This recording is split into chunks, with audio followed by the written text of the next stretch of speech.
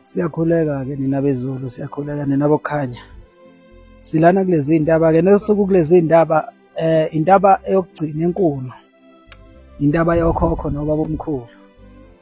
Nangabe sikhuluma ngale ndaba, intaba zokhahlamba, ila iqala khona.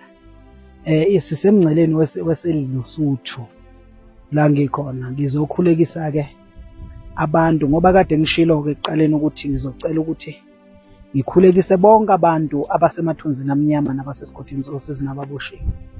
La ngizothetha amacala okhokho nokhokholozi, ngizothetha amacala ey'dalwa zethu ngokuhlukahlukana.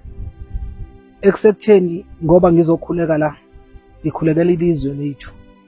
Sibona kuchitheka igazi, sibona kuginqika iy'moto, kuney'ngozi emgwaqweni, abantu bayaphela. Sizofuna impendulo-ke. Impendulo-ke nesizoyicela, sicela impendulo ngokuthini, ukuchitheka kwegazi ngabe kudalwa yini? Lokufa kwabantu ngabe kudalwa yini? Kwenze njani? Umhlaba esesiphila kuwona noma unezono noma umhlaba